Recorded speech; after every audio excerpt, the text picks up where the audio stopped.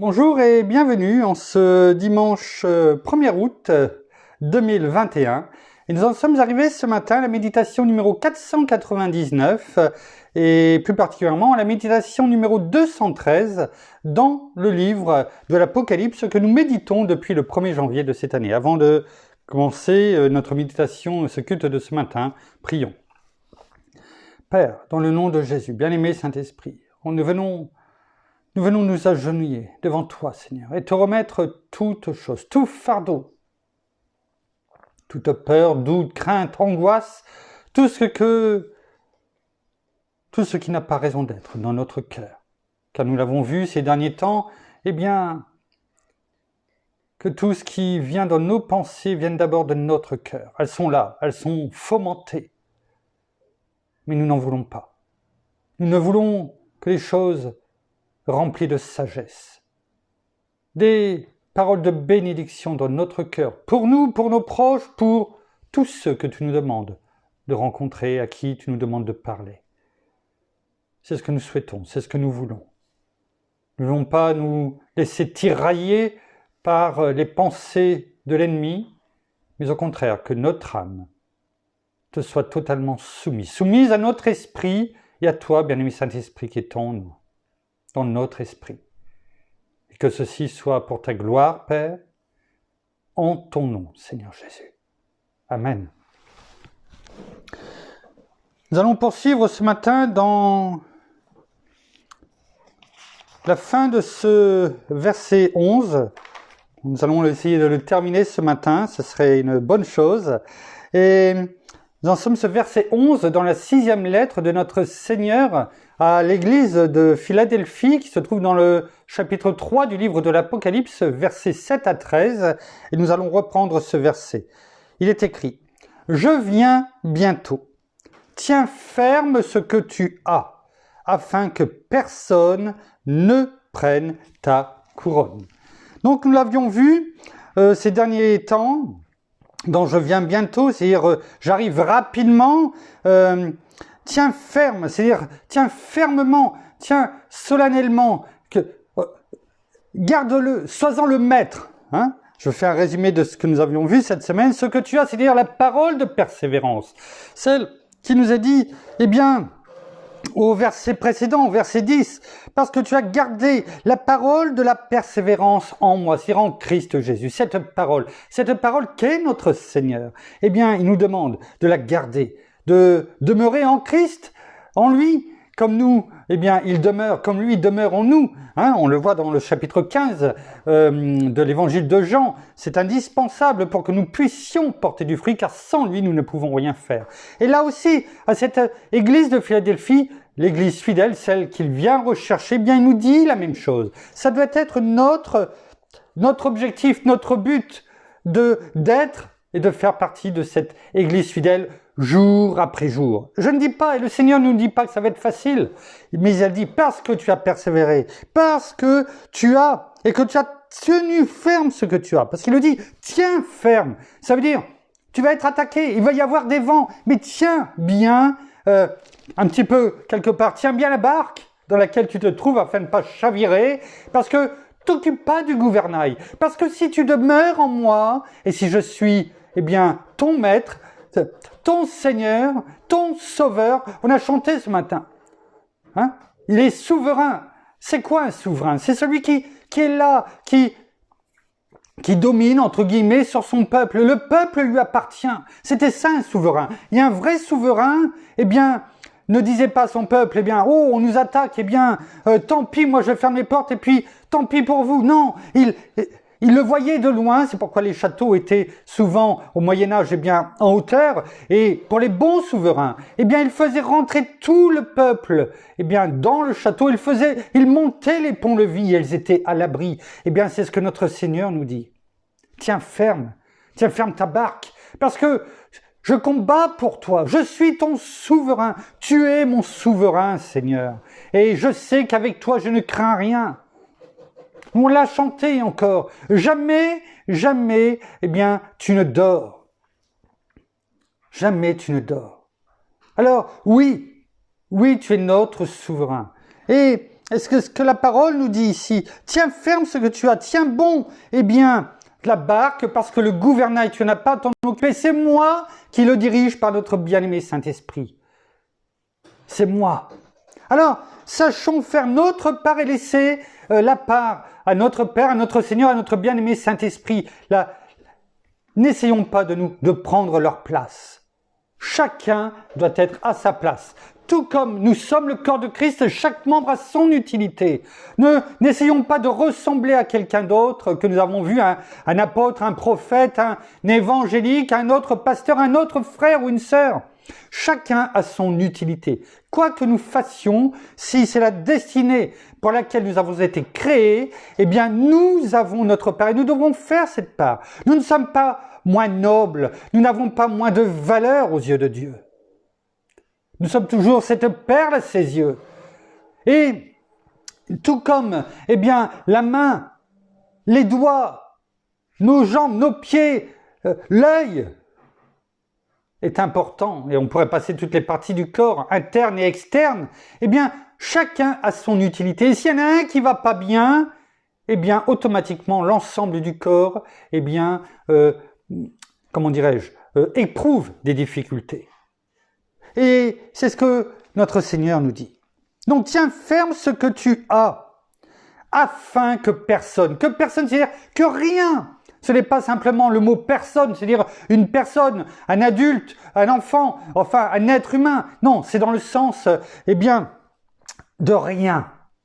Que rien, eh bien, ne prenne ta couronne. Et c'est justement donc dans ta couronne que nous avions commencé hier, eh bien, à méditer Stéphanos, cette marque de sang royal, ou en tout cas tout au moins élevée, mais on sait que nous appartenons à la famille de notre roi, au Dieu tout-puissant, notre Père. Donc nous sommes des rois, des reines, en tout cas là où nous sommes, nous le représentons, nous sommes aussi des ambassadeurs de Christ. Et nous avons toutes choses. Tout comme au Moyen-Âge, on le disait, eh bien, ces vainqueurs dans ces fêtes publiques, eh bien, recevaient un pass comme une pension, eh bien, à vie pour accéder à tout ce qu'il y a de mieux au niveau loisir. Eh bien, et on avait dit, c'est bizarre, cela ressemble comme 2 gouttes d'eau à ce fameux pass sanitaire qui nous permettrait, eh bien, si on accepte la vaccination, 1, 2, 3 doses et peut-être 4 bientôt, eh bien, et plus chaque trimestre, enfin qu'importe, eh bien cela nous permettrait d'avoir ce pass. Et vous savez, hier au courrier, eh bien j'avais, comme pour nos enfants, les 2 dernières en tout cas qui sont encore mineurs, eh bien je recevais de la caisse d'allocation familiale, eh bien comme quoi ils avaient le droit cette année, s'ils faisaient du sport, eh bien s'ils reprenaient un sport collectif, eh bien tout en sachant que pour faire du sport collectif, il faut avoir, bien sûr,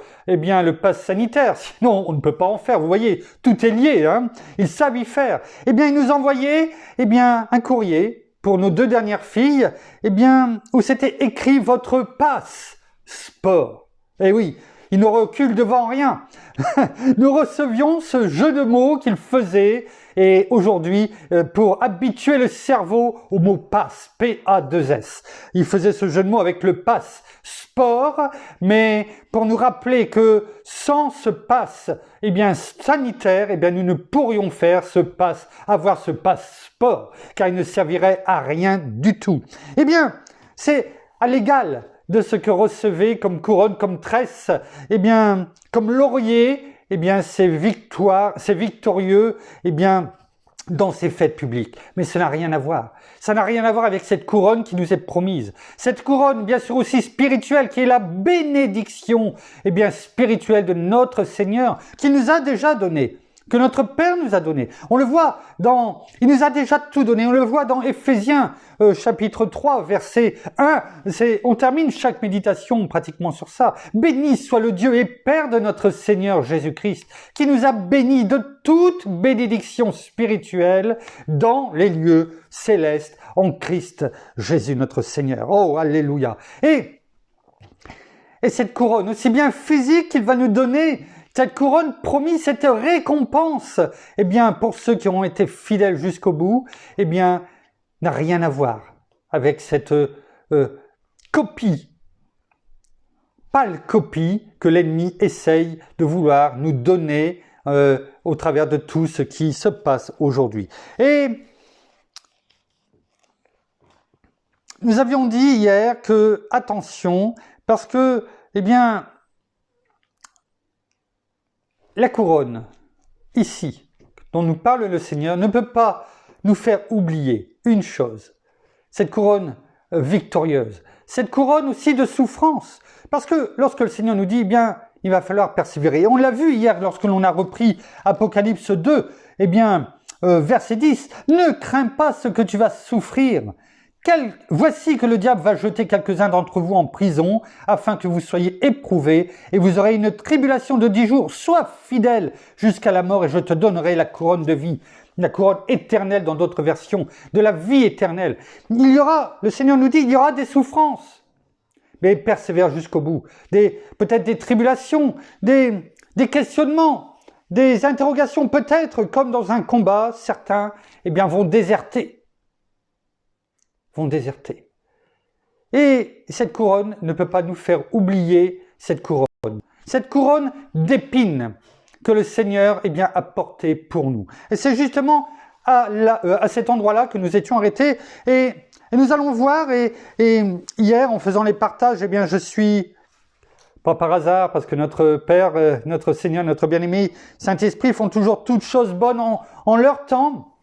Eh bien, dans un des partages que je garde précieusement, parce que cela nous permet, comme on fait là aujourd'hui, d'autres fois c'est pour, eh bien, quelquefois des semaines plus tard, voire des mois plus tard, mais tout est gardé. Et là, hier, c'était sur, justement, la couronne. Un partage sur la couronne. Et je l'avais gardé précieusement, et c'est un pasteur évangélique qui est décédé en 2019 et qui, pendant de nombreuses décennies, et depuis plus de 20 ans, si je ne me trompe pas, eh bien, faisait des méditations, des courtes méditations écrites, des sujets, je dirais, de réflexion au travers de ce que l'on appelle, eh bien, c'était paroles du jour. Et il en a laissé, et ces méditations sont extrêmement puissantes, en tout cas. C'est Bob Gass, un pasteur évangélique, qui nous les donnait, mais qui vont durer encore de nombreuses années pour tout, à travers le monde, en tout cas pour tous les frères et sœurs qui veulent simplement eh bien, écouter, méditer, aller plonger leurs yeux aussi dans la parole, parce que ces méditations qu'il faisait, ces courtes méditations, ces courts sujets de réflexion étaient aussi pour que nous allions en profondeur eh bien, chercher la révélation dans la parole de notre Père, de notre Seigneur, guidé par notre bien-aimé Saint-Esprit. Et je vais vous lire ce qu'il écrit à ce sujet. Et c'est tout à fait cela que nous devons aussi avoir dans nos cœurs et dans nos pensées. C'est bon de nous les rappeler. La couronne, c'est aussi l'image de la couronne d'épines. Ne l'oublions pas.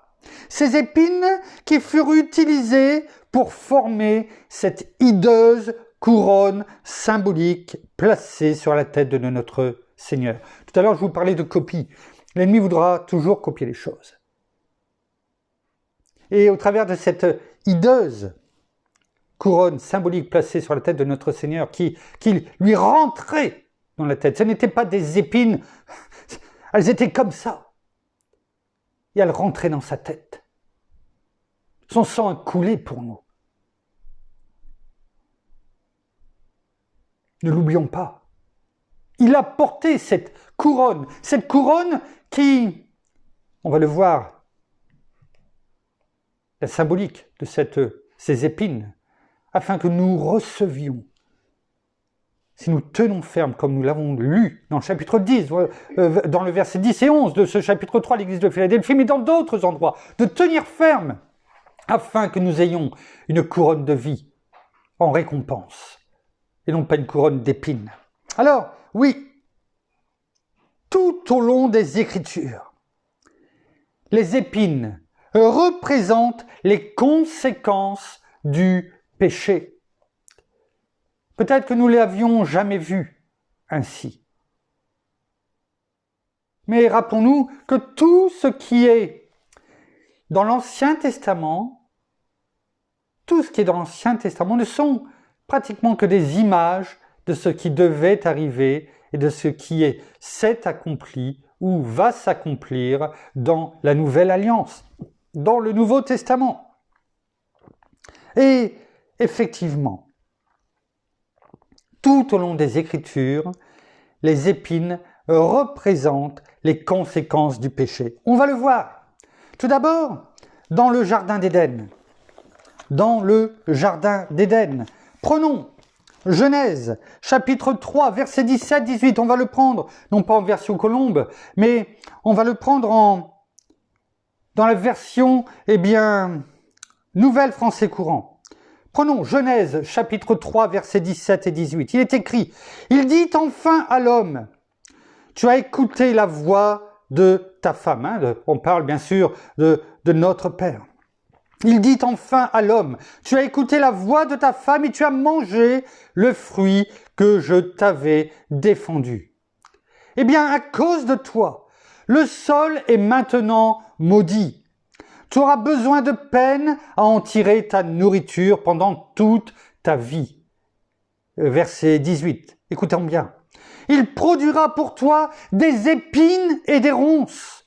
Tu devras manger ce qui pousse dans les champs. Voyez déjà là, dans Genèse chapitre 3, des épines et des ronces. Oui. Tout cela à cause, et faisant suite à l'acte de désobéissance d'Adam et Ève. Oui, voilà ce que Dieu a déclaré. Continuons. Plus tard, notre Père, Dieu, l'Éternel, annonça à Israël que si tous les peuples ennemis n'étaient pas détruits, il y aurait des conséquences. Regardons, on va le prendre. Excusez-moi, je prends juste 10 secondes pour aller le rechercher dans la version dans laquelle c'est en Nombre, chapitre 33, Nombre, chapitre 33, verset 55. Regardons ce qui est écrit. Nombre, chapitre 33, verset 55. Là, voilà ce que notre Père dit. L'Éternel, à son peuple, qu'il a sorti de l'esclavage. L'Égypte, qui représente l'ennemi d'aujourd'hui. Ça a toujours été l'image du diable, de Satan et de tous ses sbires. Regardez ce qui est écrit. Mais si vous ne chassez pas, dans la Nouvelle Français courant, mais si vous ne chassez pas devant vous tous les habitants du pays, ceux que vous aurez laissés subsister, vous feront souffrir comme des ronces aveuglant les yeux ou des épines déchirant le dos. Ils vous opprimeront dans le pays même où vous serez installés. Ouais. Est-ce qu'on a bien compris ceci? Notre Père, le Dieu Tout-Puissant, a délivré son peuple. Il leur a donné des recommandations à suivre pour qu'ils soient bénis en toutes choses. Il leur a donné des avertissements. Il les a avertis et avertis et avertis. Il leur a donné ceci. Mais si vous ne chassez pas devant vous tous les habitants du pays, que ceux que vous aurez laissés subsister vous feront souffrir comme des ronces aveuglant les yeux ou des épines déchirant le dos. Voilà encore une épine sur la couronne de notre vie aussi. Le Seigneur l'a porté pour nous. Mais ce message, qui date, est-ce que ce message, pourtant, donc qui date, comme je le dis, c'était 1452 ans avant la naissance de notre Seigneur. Pratiquement 3500 ans. Ce message est toujours d'actualité pour nous.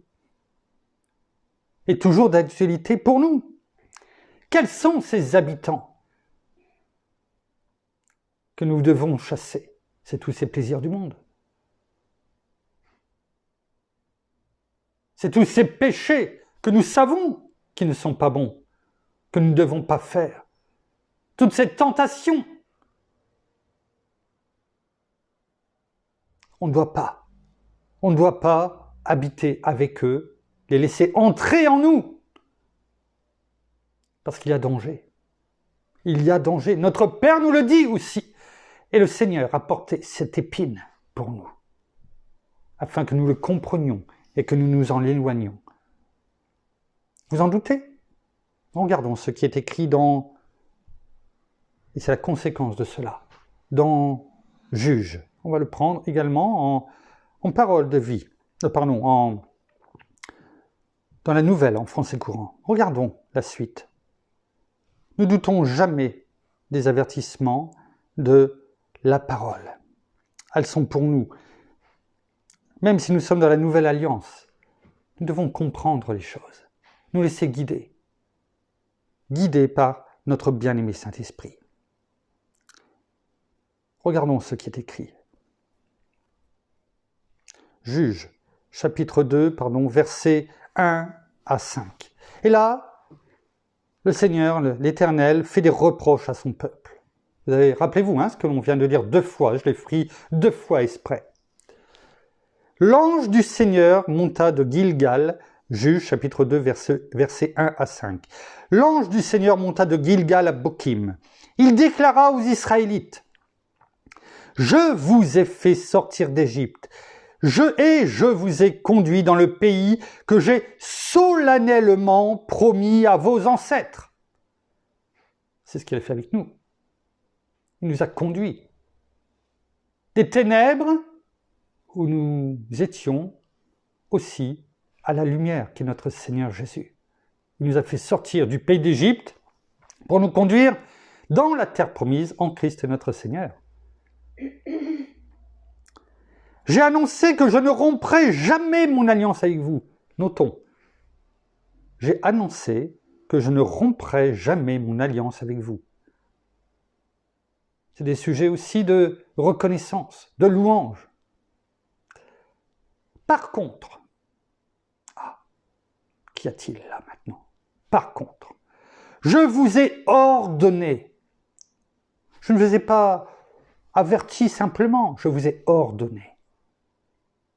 Que nous a-t-il ordonné? Comme il l'a fait à son peuple. Par contre, je vous ai ordonné de ne pas conclure d'alliance avec les personnes qui habitent ce pays et de démolir leurs autels. Nous devons démolir les autels de la tentation, quelle qu'elle soit, quel qu'il soit. On l'a déjà dit, la parole nous l'a déjà montré. Vous savez, tout ce que nous avons vu au travers des différentes lettres, cet environnement malsain, c'est Dieu, avec un petit d, c'est qui sont là et qui attirent au travers de tout ce que l'ennemi fait briller. Nous avons tellement passé de temps à méditer sur l'environnement, plus de 2 mois. Et ici, on le retrouve encore. On le retrouve encore ici. Notre Père nous dit, je vous ai ordonné de ne pas conclure d'alliance, c'est-à-dire de ne pas vous lier avec ces personnes, mais avec ces tentations, avec tout ce qui va vous faire tomber. Parce que c'est cela que la parole nous dit ici, que notre Père nous donne, qui habitent ce pays, et de démolir leurs autels. Or, vous n'avez pas écouté ma voix. Combien de fois nous préférons faire la sourde oreille pour satisfaire notre chair? Ouais. On l'a dit, c'est ce qui se passe encore aujourd'hui avec le vaccin. Certains ont préféré, et c'est leur choix, eh bien, faire confiance à l'homme plutôt que de faire confiance à Dieu. Pour ne pas tomber malade? Non. Non. La plupart, ce n'est même pas pour cela. C'est pour pouvoir continuer à sortir. à pouvoir aller là où ils veulent.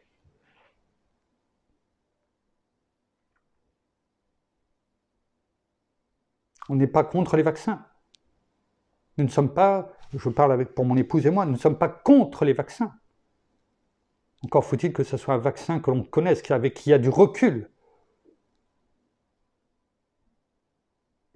Mais on ne fait pas un vaccin, tout comme on fait les vaccins contre la rougeole, enfin bon, et d'autres, on ne va pas tous les passer en revue. On ne fait pas un vaccin pour pouvoir continuer à pouvoir aller au restaurant, ou dans le cinéma, ou...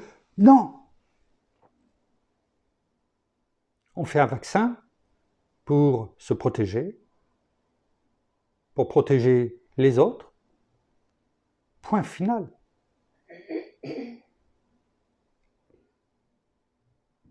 Mais en aucune façon, on ne fait un vaccin pour pouvoir continuer à avoir ses loisirs, accéder à toutes ces choses mondaines.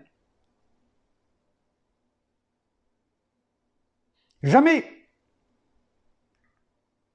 Et cela rejoint ce que la parole de notre Père. Chacun le pensera comme il veut. Mais, oh, vous n'avez pas écouté ma voix. C'est-à-dire, ce pourquoi je t'avais dit de ne pas, te lier, faire des alliances avec eux. Eh bien, dit notre Père, il dit, je l'affirme.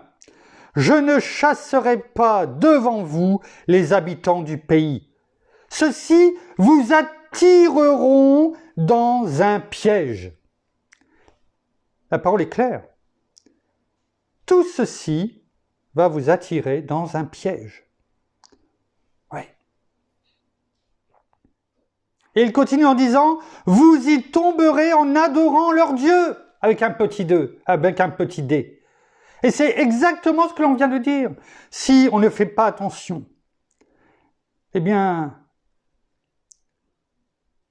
par leurs paroles doucereuses, comme on l'a vu dans le Jardin d'Éden, ils feront tomber, les uns après les autres, non seulement, bien sûr, les personnes du monde, et c'est beaucoup plus facile, mais malheureusement aussi beaucoup d'enfants de Dieu, qui auront voulu non seulement tenir la barque, comme on a dit tout à l'heure, mais aussi, diriger la barque.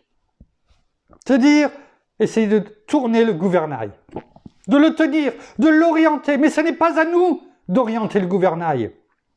Ce gouvernail, c'est notre bien-aimé Saint-Esprit, dans le nom de Jésus. C'est notre Père qui le dirige. Là, au bon endroit, c'est le Seigneur notre bon berger. Ce n'est pas nous. Nous sommes la brebis qui restons près du bon berger parce que l'animal n'a pas peur de la brebis, mais l'animal, le loup, a peur du berger. Ne nous prenons pas pour le bon berger, mais restons la brebis près du bon berger. Ceux-ci vous attireront dans un piège, vous y tomberez en adorant leur Dieu.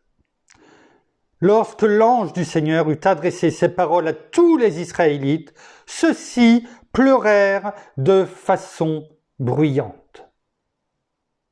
Est-ce que nous, en entendant cela, nous pleurons de façon bruyante? Ils appelèrent l'endroit Bokim, qui signifie les pleureurs. Alors, nous ne devons pas être des pleureurs, des pleureuses, pour tout, pour rien. Mais lorsque nous voyons que nous avons fait ou désobéi à l'ordre de Dieu, sachons, oui, avec repentance, venir au pied de notre Seigneur, lui demander pardon à notre Seigneur, à notre Père, à notre bien-aimé Saint-Esprit de ne pas l'avoir écouté, de l'avoir étouffé, peut-être de l'avoir mis dans une boîte avec un nœud tout autour, pour qu'il nous semble joli. Ouais.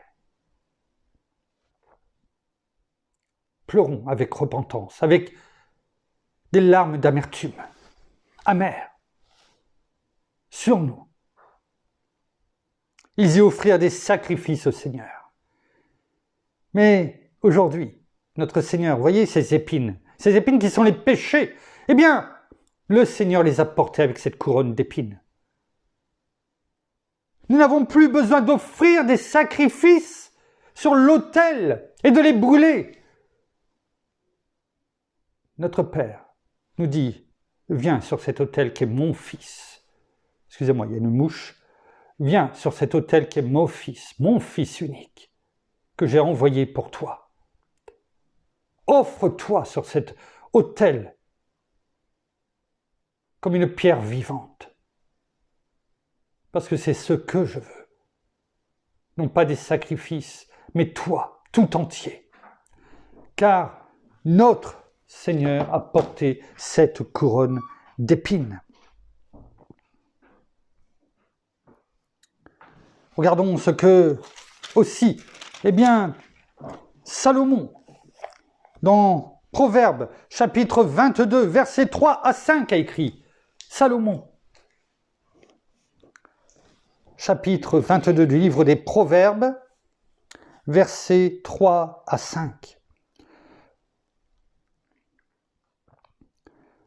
L'homme prudent voit le malheur et se cache. Soyons prudents. Avoir cet esprit de discernement. Merci, Père. Mais les simples passent outre et en sont punis. C'est-à-dire ceux qui manquent de prévoyance. Ceux qui font des compromis. La conséquence de l'humilité, de la crainte de l'Éternel, c'est la richesse, la gloire et la vie. Pourquoi? Il est bon. Chaque jour. On le fait chaque jour. De remercier notre Seigneur pour cette crainte. La crainte de son nom qu'il a mis en nous. Chaque jour. Cette crainte respectueuse et révérencieuse qui nous permet de ne pas le décevoir ni l'attrister. C'est important, la crainte de l'Éternel. Car la crainte de l'Éternel, c'est la richesse, la gloire et la vie. Si plus rien ne va dans ta vie ou dans notre vie, cherchons d'abord si la crainte de l'Éternel est en nous. Car si cette crainte n'est pas là, ne nous attendons pas à avoir la richesse, la gloire et la vie, aussi bien physique que spirituelle. Il continue au verset 5 en disant « Des épines !» Et voilà, ça continue. Des épines, des pièges. Donc on voit bien que les épines sont reliées aux pièges, c'est-à-dire aux péchés, aux tentations. Et il sait ce que c'est que les tentations, Salomon, parce qu'il en a eu. Et qui l'ont même éloigné à la fin de sa vie, totalement, à faire des compromis. Des épines, des pièges sont sur la voie de l'homme pervers. Celui qui garde son âme s'en éloigne. Gardons notre âme. Comment? En l'arrosant. En l'arrosant de la parole de Dieu, de ces avertissements qui nous sont donnés. Ils sont là et ils sont là pour nous.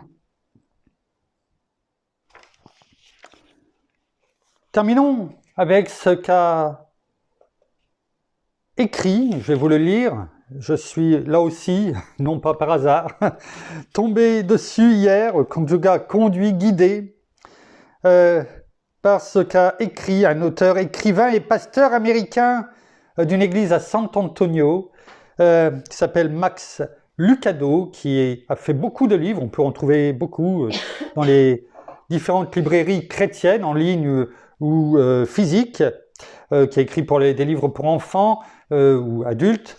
Et Max Lucado écrit, je lis, je cite, « La couronne d'épines que porta Jésus ce vendredi-là, ce vendredi saint, le jour de sa crucifixion, représente tous nos péchés. Comme nous étions prisonniers de nos buissons d'épines appelés envie, colère, honte, découragement, et on pourrait en prendre et les citer, passer tellement de temps à les citer, eh bien, Jésus, lui qui n'avait connu aucun péché, devint un sacrifice expiatoire pour nos péchés. Le jour où Dieu a cloué son Fils au bois de la croix, il a en même temps effacé l'ardoise où s'allongeait la liste de tous nos péchés. Il l'a fait en pensant à vous, et moi je rajouterai à nous. Voilà ce que représente aussi la couronne. Nous comprenons mieux que notre Seigneur, eh bien dans ce court verset du chapitre 3, de ce verset 11, nous dit « Tiens ferme ce que tu as ». C'est-à-dire la parole, tout ce que tu entends, tout ce qui t'a été laissé de la première lettre de la Genèse à la dernière lettre de l'Apocalypse. Tout est bon pour enseigner, reprendre, faire grandir. On l'a vu encore ce matin, de la Genèse à l'Apocalypse. Eh bien, il nous dit, tiens ferme ce que tu as, ce que tu apprends, ce que tu reçois, afin que rien, je me permets de le dire, que personne, mais on sait que en hébreu, en grec, cela veut dire rien, afin que personne ne prenne ta couronne. Cette récompense. Non pas cette couronne d'épines, parce que le Seigneur, merci Seigneur, c'est lui qui l'a porté pour nous. Sa chair était meurtrie, elle se sont enfoncées dans sa tête. Alors, pour lui, ne laissons pas ces épines, tout comme on l'a lu encore ce matin, venir s'enfoncer dans nos côtés, dans notre cœur, afin de nous éloigner, alors qu'il a tout subi pour nous. Il a pris tous nos péchés. Écoutons, obéissons aux ordres de notre Père, car ces ordres ne sont pas pénibles, ils sont là pour notre bien. Lui qui nous a tant aimés, qui nous aime et qui nous aimera pour l'éternité. Merci Père, merci Seigneur, merci bien-aimé Saint-Esprit, une fois de plus, pour ce que tu nous as montré, dans tout ce que tu nous as aiguillé encore ce matin. Que ta parole vive en nous et que nous ne soyons pas ces Israélites, comme on l'a chanté ce matin, Hosanna, Hosanna, qui t'ont acclamé lorsque tu as traversé le pont au-dessus de la vallée du Cédron, qui t'ont acclamé comme ce roi que tu étais, le Messie, et qui, quelques jours après, 6 jours après, eh bien, criait, crucifiez-le, crucifiez-le, et que son sang, eh bien, retombe sur nos enfants. Ne soyons pas ces personnes-là, mais lorsque nous avons entendu, reçu, eh bien, mettons en pratique. Car tu nous as donné toutes choses afin que nous le comprenions. Nous terminons par la prière. Merci. Eh bien, encore ce matin, pour ta présence en nous. Merci parce que tu nous honores chaque jour de ta présence, parce que tu es là, à nos côtés, et que tu vis en nous, Seigneur Jésus. Oui, merci, toi notre souverain, notre roi, toi qui as le nom qui est au-dessus de tout nom, qui a toute autorité. Merci pour tout ce que tu fais pour chacun d'entre nous. Merci encore pour tes bénédictions, tes guérisons. Merci encore de toucher nos cœurs chaque jour, mais aussi avec nous et par nous, de toucher aussi d'autres personnes, afin que toutes ces personnes qui ne te connaissent pas aujourd'hui, eh bien, tout simplement soient délivrées, eux aussi, du péché, soient délivrés de leurs chaînes, soient guéris. entièrement et te reconnaissent comme leur sauveur et Seigneur de leur vie, qu'ils prononcent simplement ton nom, Seigneur Jésus, et qu'ils t'acceptent dans leur cœur. Alors viens régner dans leur vie. Oui, merci pour toutes ces délivrances, merci pour toutes ces personnes encore qui, au jour d'aujourd'hui, ne te connaissent pas. Merci aussi de renouveler aussi tous tes enfants, de les fortifier, que ce soit dans ces temps un peu plus compliqués par tout ce que nous pouvons vivre et entendre chaque jour. Alors merci encore de nous rappeler encore et chaque jour ce que tu fais pour nous. Merci encore pour cette couronne d'épines que tu as portée, qui t'a fait tant souffrir. Tu as tout pris, nos péchés, nos maladies, nos doutes, nos craintes, nos peurs, nos inquiétudes. Et tu as été cloué à la croix. Et tu as tout pris pour nous, afin que tout soit effacé. Toi qui ne nous connaissais pas, toi, Père, qui as laissé ton Fils être cloué sur la croix pour nous, parce que tu voulais que toute chose soit effacée pour tous tes enfants et que tous ces enfants soient sauvés. Et tu as donné ton Fils unique comme victime, pas comme victime, mais comme sacrifice, afin que toutes ces personnes, tous tes enfants, connaissent la liberté, connaissent la vie éternelle et te connaissent. Alors, et qu'ils soient délivrés de toutes choses. Alors, merci pour tout ce que tu fais pour chacun d'entre nous. Merci encore de bénir tous nos frères et sœurs, leurs familles, leurs proches.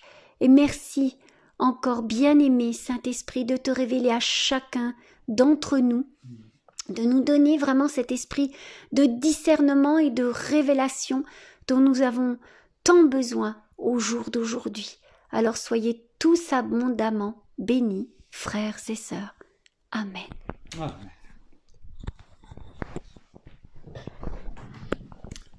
Voilà, ainsi s'achève le culte de ce dimanche matin, cette méditation dans le livre de l'Apocalypse. Nous vous bénissons abondamment de toutes les bénédictions spirituelles dans les lieux célestes en Christ. Nous saluons nos amis au Québec, au Canada, en francophonie, en France, à Paris et tout autour de chez nous. Et nous vous souhaitons à toutes et à tous un excellent dimanche. Et nous vous donnons rendez-vous demain en fin de journée pour la suite de nos méditations. Et en attendant, nous vous disons très bon dimanche à toutes et à tous. À demain. Au revoir.